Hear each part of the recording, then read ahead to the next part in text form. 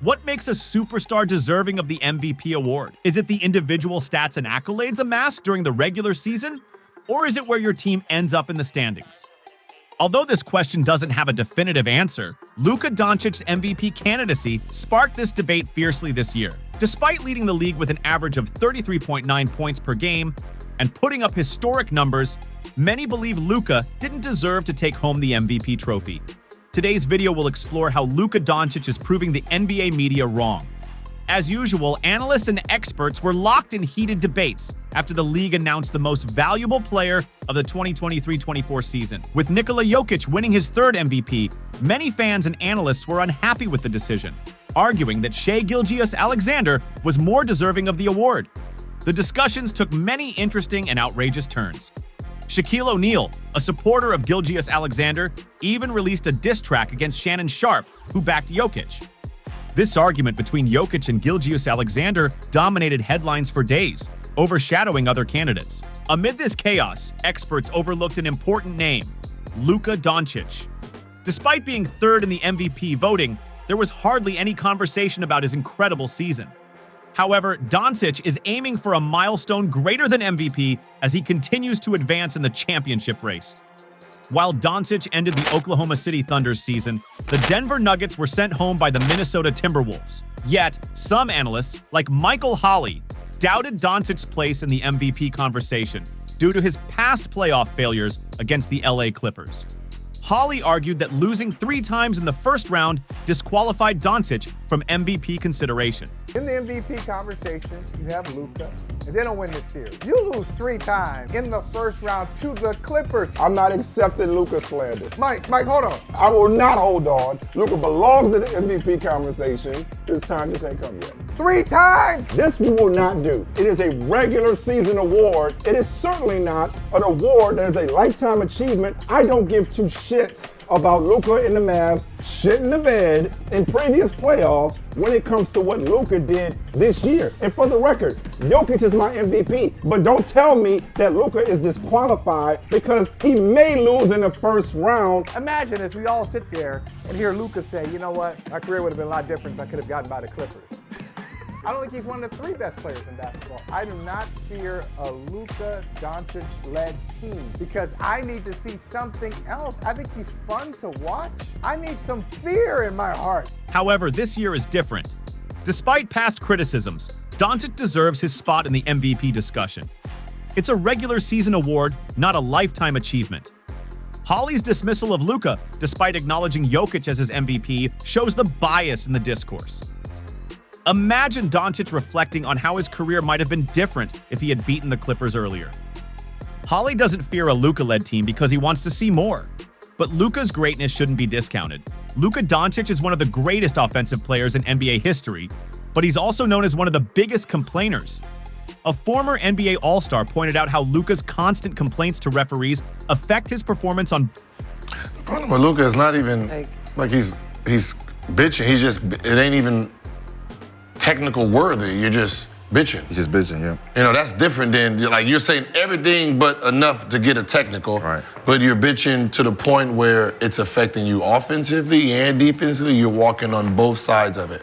So that's the thing. Like, you are Luka, right? So, you know, they can't call everything for you, but they're gonna give you the calls that they need to give you for you to still be you. So therefore, they're not going to change your call. Despite his struggles and complaints during the playoffs, the Dallas Mavericks managed to win their series against the Thunder, highlighting both Luka's ability and the Mavericks' depth.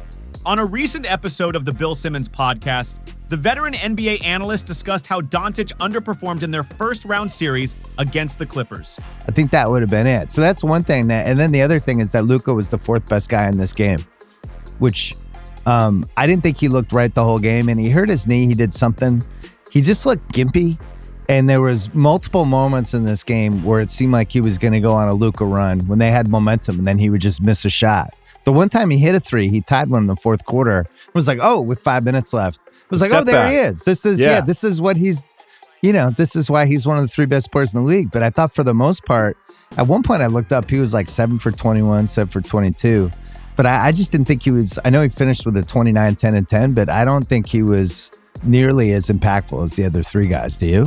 Simmons noted that Luka was the fourth best player in the game, looking gimpy and struggling to maintain momentum.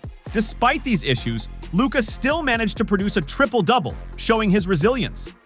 Post-game, Luka admitted he felt he let Kyrie Irving down, reflecting his high standards. Despite the Mavericks' collapse in Game 4, one national media member, Tim Legler, believed in Doncic's ability to turn the series around. Legler predicted that one or both of them would deliver in the remaining games of the series, and his faith in Luka was justified.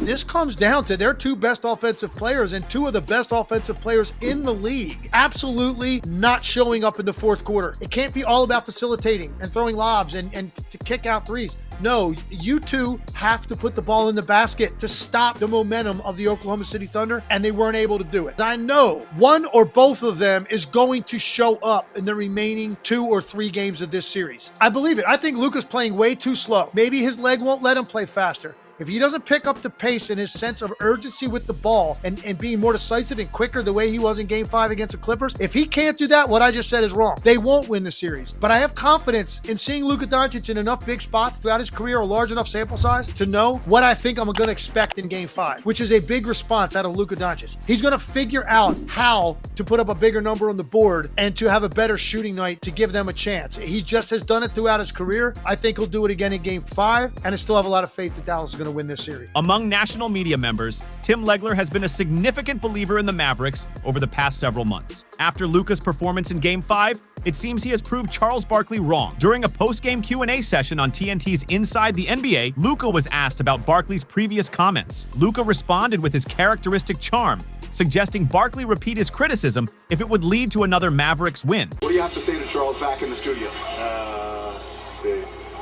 I don't know, but I love that show. I love those 4 guys. I always watch it, all the games. But maybe next time he can say it again in the next game. So maybe we'll win again. So, but that's it. I don't know what to say. All right, Luka. After Game 4, Charles Barkley claimed that the Thunder got lucky because Luka and Kyrie did not play well. Later, he predicted that the Thunder would dominate Game 5, which caught many people's attention. It's going to be, I'm expecting that place to be loud. I'm expecting OKC to run them out the building. I think they're going to come out tonight and run them out the building. However, Luka made Barkley eat his words. Despite dealing with an injury, Luka scored 31 points, shooting 12 for 22 from the field and 5 for 11 from three-point range. He also recorded 10 rebounds and 11 assists, adding another postseason triple-double to his impressive record. Barkley admitted his mistake and praised the Mavericks for their great win. Hey, great win by the Mavs. I was wrong. Great win. Man, Luka was fantastic. Derek Jones was fantastic. Yeah. And PJ played great down the stretch, but Luka set the tone early. They were playing downhill. This marks the second time in 3 years that the Mavericks have reached the Western Conference Finals, largely due to Luka's usual brilliance. While his numbers might be slightly down from the regular season and previous playoff runs, that's understandable given his postseason struggles. Luka Doncic's performance this year has proven his critics wrong and cemented his place among the NBA's elite. Hope you enjoyed the video, guys. Make sure to drop a like and subscribe to our channel.